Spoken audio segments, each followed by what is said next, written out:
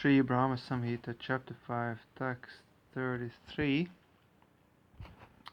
Advaitam achyutam anadim anantarupam Adyam purana purusham navayovanam cha Vedeshu durlabam adurlabam atma bhaktau Govindam adi purusham tamaham bhajami.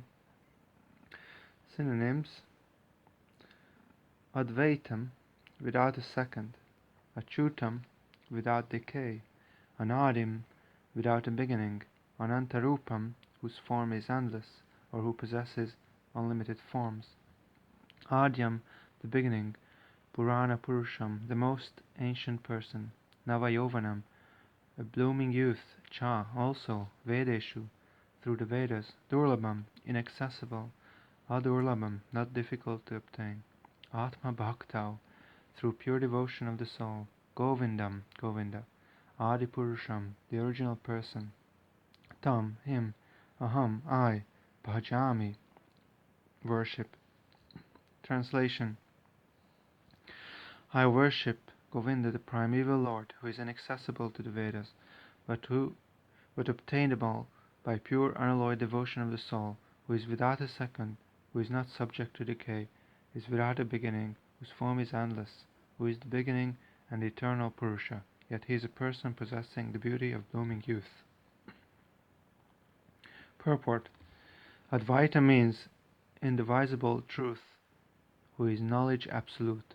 Brahman, the infinite, emanates from him as his effulgence, and God, immanent Paramatma, as his constituent, but nevertheless he remains one and indivisible.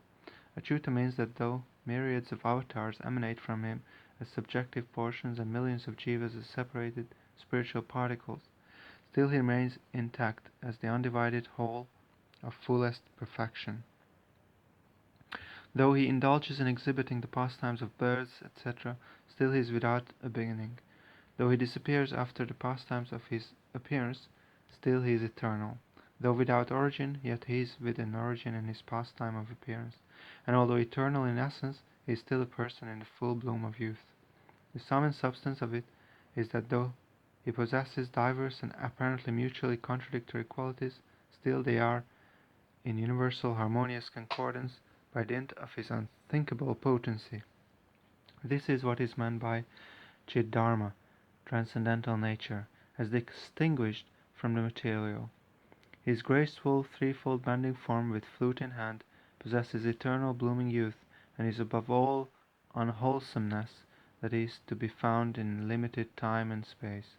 In the transcendental realm there is no past and future, but only the unalloyed and immutable present time. In the transcendental sphere there is no distinction between the object and its qualities, and no such identity as is found in the limited mundane region. As those qualities that seem to be apparently contradictory in the light of mundane conception, limited by time and space, exist in agreeable and dainty concordance in the spiritual realm. How can the jiva realize such unprecedented existence? The limited intellectual function of the jiva is always contaminated by the influence of time and space, and is therefore not in a position to shake off this limitedness. If the potency of cognitive function does not extend to realization of the transcendental, what else can? In reply, Brahma says that the transcendental absolute is beyond the reach of the Vedas. The Vedas originate in sound, and sound originates in the mundane ether. So the Vedas cannot present before us a direct view of the transcendental world, Goloka. It is only when the Vedas are imbued with the Chit potency that they are enabled to deal with the transcendental, but Goloka reveals itself to every jiva soul when he is under the influence of the spiritually cognitive potency joined to the essence of ecstatic energy. The ecstatic function of devotion is boundless, and is charged with unalloyed transcendental knowledge. That knowledge reveals Goloka Tattva, the principle of the highest transcendental, in unison with devotion, without asserting itself separately, but as a subsidiary to unalloyed devotion.